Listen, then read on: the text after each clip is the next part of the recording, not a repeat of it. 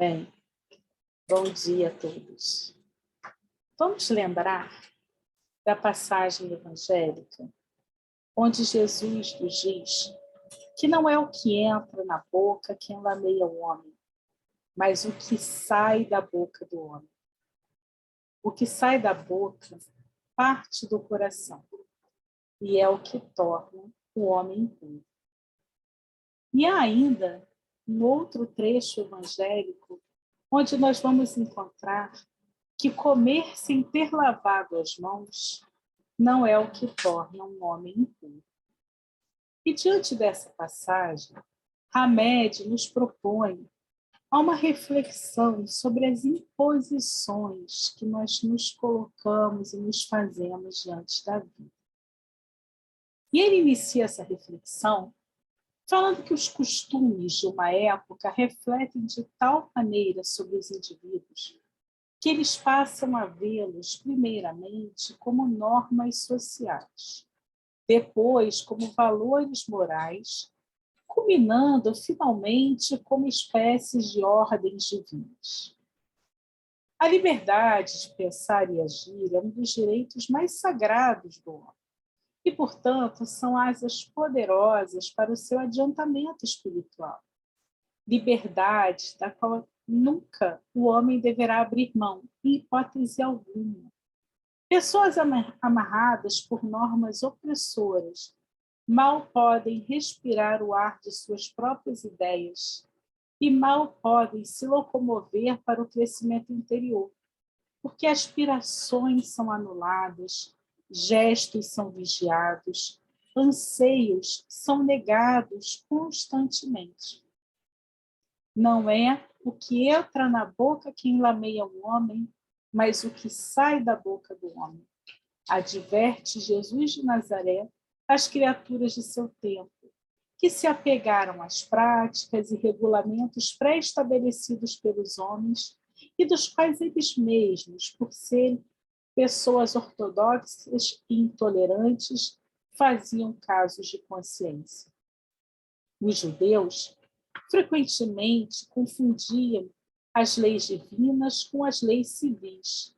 Atribuíam, assim, o costume de lavar as mãos antes das refeições à circuncisão, às questões do sábado e a outras tantas questões sociais, motivos geradores mesmo de polêmicas religiosas, porque se prestavam muito mais às práticas exteriores do que aos verdadeiros anseios de renovação da alma.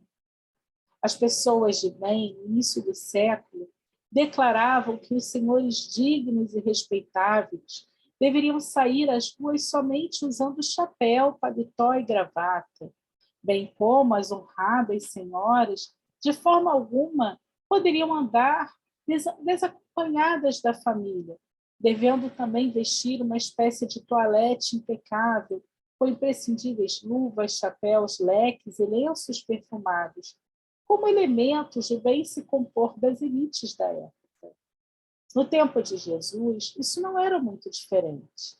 Ele vivia entre criaturas radicais, fanáticas por aquelas crenças religiosas do passado que cultuavam normas e regras, dadas pelos antigos profetas. E aí, muitas vezes, a postura de Jesus, foi ali vista com certo preconceito, porque ele ensinava um novo modo de ver e de sentir a vida. O mestre tinha uma espécie de senso de alma, ou seja, bom senso, porque ele usava sensibilidade lógica para orientar a si mesmo e aos outros que lhe escutavam as lições de sabedoria, porque ele era contrário à superstição e à hipocrisia daqueles que honravam com os lábios, mas não com o coração. Acho que vocês me entendem, né? O que é moral ou o que é imoral é muito relativo em se tratando de costumes e regras sociais, porque em cada tempo, em cada era, em cada povo, mudam-se as leis sociais, mudam-se os valores, muda-se a moral social. No entanto, a moral a qual Jesus se reporta não é aquela que é estabelecida através de padrões imperfeitos do conhecimento humano, nem é que faz comparações do que é adequado ou não, nem é que faz a estatística e rotula coisas e pessoas. Nós entendemos que a nossa alma cada alma, né, tem a sua própria história. E somos totalmente individualizados por termos sido expostos a diversos estímulos e experiências diferentes ao longo da nossa jornada, na multiplicidade de existências. E, portanto, nós devemos ser analisados sobre a nossa vida interior.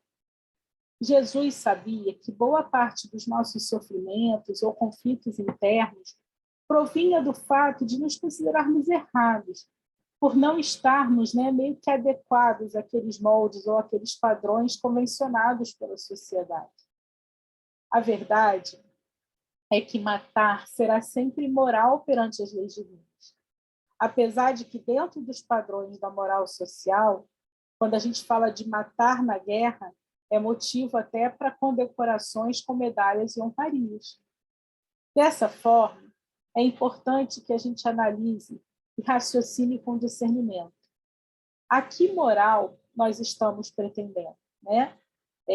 A das leis passageiras da elite de uma época ou a das, né, leis eternas e verdadeiras de todos os tempos? Pesquisemos atentamente os alicerces da nossa conduta moral.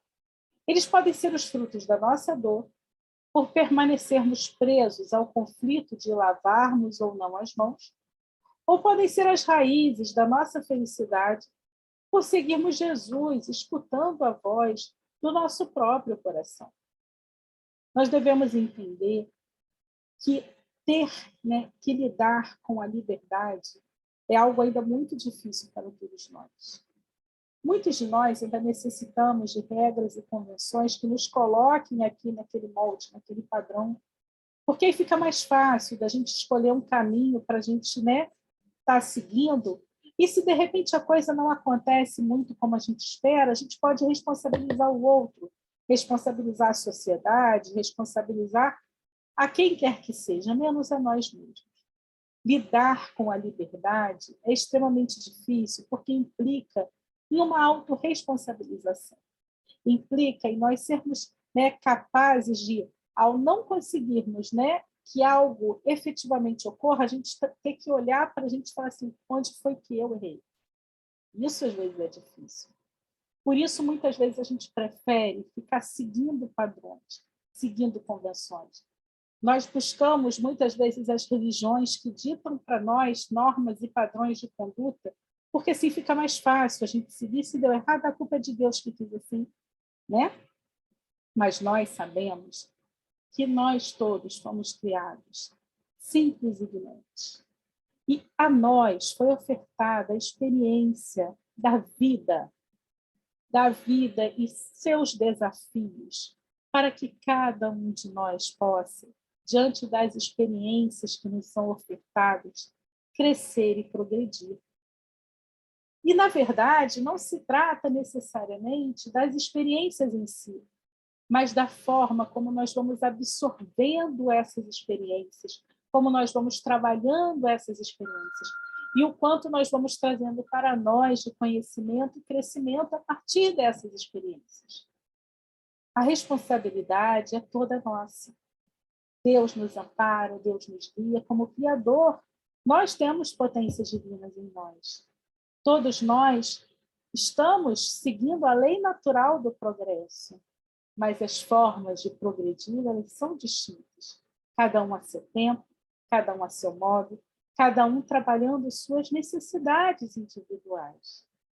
Jesus, quando fala de moral, ele não está falando daquela moral que fica presa às questões externas, às convenções sociais, ao estilo de vestir ou de se portar em determinada situação. Mas Jesus fala daquela moral que vem da questão interior, daquela moral que nos faz saber o que é certo e o que é errado, que nos faz pensar de que forma nós poderemos contribuir mais ou menos para a nossa sociedade, que nos faz olhar para todos como verdadeiros irmãos, com compaixão, com amor, com tolerância, com espírito de empatia, de amizade. que nos faz acreditar na vida, que nos faz acreditar no ser humano. Aquela moral que nos faz entender que, apesar de não haver perfeição nesse mundo, há em cada um de nós uma semente que precisa germinar, que é a semente da bondade, do amor. E que nós precisamos estar trabalhando cada vez mais para que essa semente germine não só nos nossos corações, mas também nos corações de todos aqueles que compartilham essa trajetória conosco. Apesar de termos a certeza de que não podemos modificar a ninguém, sabemos que podemos nos modificar. E através do nosso exemplo, do nosso acolhimento, da nossa gentileza, da nossa afabilidade com as demais pessoas, podemos até mesmo trabalhar os sentimentos existentes em nossos irmãos que se encontram ainda presos a sofrimento, a dor, a desarmonia. Porque assim é a vida. A vida é uma grande oportunidade, é uma grande escola, a qual nós temos a oportunidade de estarmos aqui trabalhando aquilo que nós aprendemos. Mas mais importante do que honrar com os lábios, é preciso honrar com o coração, é preciso honrar com as mãos, é preciso honrar com o trabalho no bem, sempre, sem esmorecer.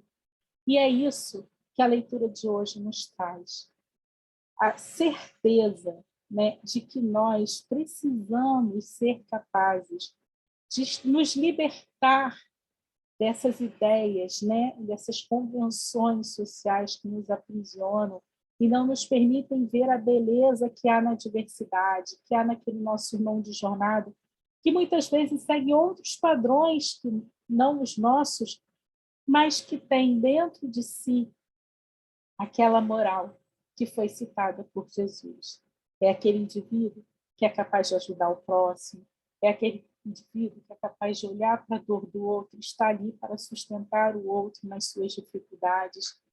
E aí, nessa hora, não importa a religião que ele tenha escolhido, não importa o tipo de vestimenta que ele tenha, o tipo de cultura que ele pertence, isso tudo são apêndices que são construídos e colocados no processo dentro das necessidades de cada um, porque o que vale mesmo é aquilo que a gente traz no coração. E a gente vai fazer os nossos gestos, né? Eles vão manifestar justamente aquilo que o nosso coração está cheio. Então, que os nossos gestos, os nossos atos, as nossas palavras no dia a dia manifestem todo o amor possível.